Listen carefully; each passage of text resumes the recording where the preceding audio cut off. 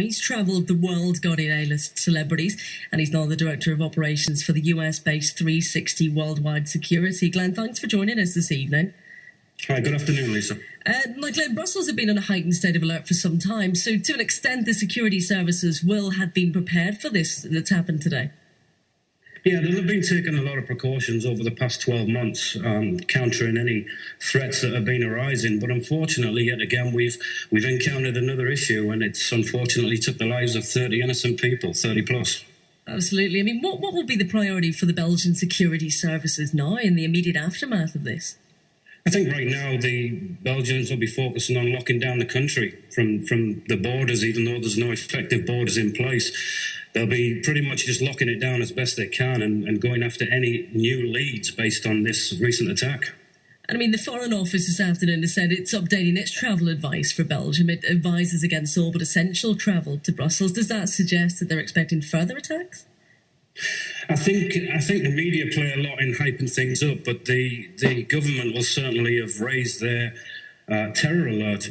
However, that alert of high readiness has been in place for quite some time. They can't say don't travel to a specific place, but they will make recommendations on do's and don'ts should they be travelling. No, I mean, are you surprised at all that they would issue this advice, given what's happened this morning?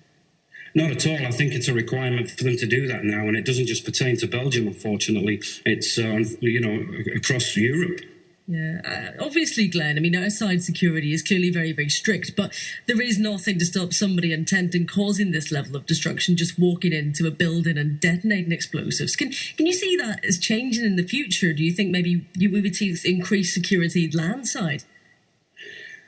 I think what's happened in, going back to January of last year in Paris, then November in Paris, and then with Tunisia, Egypt, and now with Brussels, we're seeing a common trend that is an ongoing issue that, a suicide bomber, for example, he's not going to walk in with his vest visible, but he may, be wearing clothes out of the ordinary. It's up to everybody concerned who's traveling to be looking for warning signs and sticking to the same old adage of see something, say something, and not be afraid to report a suspicious person or activity to the authorities.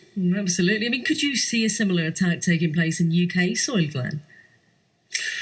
Unfortunately, yes. The authorities there, the intelligence agencies, the military, the border control people, they do everything they can, but at the end of the day, they're under strength and they're restricted in what they can do. But there are certainly enough targets in the UK for these radical fundamentals to go after. Absolutely. I mean, this is a global threat, Glen. It seems like a stupid question asking what can we do to keep ourselves as safe as possible. But I mean, obviously, you work with people travelling, you work with families travelling. I mean, would you advise against travelling there? What would your advice be? Our main message is not necessarily to restrict their travel, but to just raise their awareness in where they're going and what they're doing. Lowering your profile helps as well. It doesn't matter if you're a wealthy individual or just a regular family. You raise your awareness and take certain precautions. But before the trip starts, there are certain things that you can do.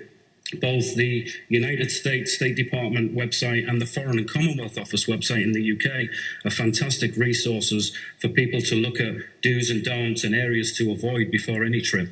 Yeah, some solid advice there, Glen. Thanks very much for joining us and also sharing your expertise with us as well. That's Glen Burton, originally from Teesside, having worked in the British Army. He's also travelled the world, guarding several A-list celebrities. He's now the Director of Operations for the US-based 360 Worldwide Security.